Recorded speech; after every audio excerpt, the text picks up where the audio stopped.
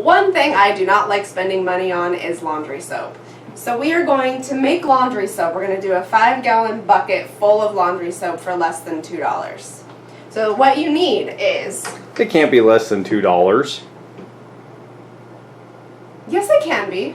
Can it? I'll tell you why. Okay. Okay. So you need a 5-gallon bucket with a lid. That's not factored into the $2. Okay. Okay. You need a pot to cook your stuff in, which is not factored into the $2. This is not factored in either. And this is a cheese grater to grate the Bell's Naphtha soap. This you can buy for 99 cents, and you need the entire bar. We have a mixer, which is not factored into the $2. Hopefully most of this stuff you already have. So you just need to buy the Bell's Naphtha, 99 cents, Laundry Booster Arm & Hammer Super Washing Soda. This you could get several 5-gallon buckets out of. And then you need the borax, which you can also get several 5-gallon buckets of laundry soap out of. And if you choose to make yours nice and smelly, like you want a certain scent, you can use essential oils. I actually don't use essential oils. I prefer just the smell of the Bell's Naphtha. But that is an option. And then I reuse a laundry detergent container. Once I decided I was going to do this, I made my last container so that I could just easily put laundry soap in my washing machine without trying to fish it out of a giant 5-gallon bucket. So as long as you have most of this stuff, you can ultimately reuse most of these products over and over again. And so that is why it costs less than $2. Alright, so I will show you how to make it. Okay, step 1, you're going to take the bar out of the package. You are going to grate the whole entire bar. I like to do it on a napkin, it's just easier.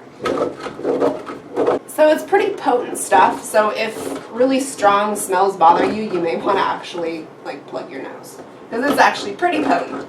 And I just said actually several times. Okay, so after you grate your soap, you want to then add it to 4 cups of water on the stove. We're going to cook this soap. You want to cook it on medium-high heat. It takes about 10 minutes for it to fully dissolve. Stirring it regularly until it's all done. And while that's cooking, you then want to fill up your 5-gallon bucket halfway with hot tap water. So once your soap is all cooked, we're going to add it to the bucket that's half full of hot tap water. All in there. And we're going to add 1 cup of this and 1 cup of this to the bucket. And then we're going to stir it. And a cup of this one.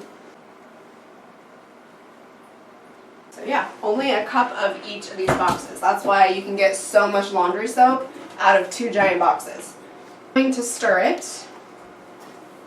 At this point, I'm just going to use a regular spoon. After this is mixed up, we're going to fill up the bucket all the way to the top with hot tap water. Okay, so once you have your mixture in there, halfway, mixed it up, this is the point you want to add the essential oils, if that is something you choose to do, and it's a 1/2 ounce to 1 ounce, depending on how strong you want the smell to be. I'm not using essential oils, but this would be the point you'd want to add them. So now that I've mixed everything up, now we want to fill up the bucket the rest of the way and mix it up. Or use your gloves with your hands. And then once you're done with that, you want to snap the lid on and leave it for 24 hours. Basically, you can buy all these products for the same price as you would buy 1 container of laundry soap. And you could get, since we only used a cup of each, I mean, I don't know how many you can get out of this. This is only my 2nd time doing this. but you can only imagine how many 5-gallon buckets of laundry soap you can get out of these 2 boxes, all for the same price that you paid for one thing of laundry soap.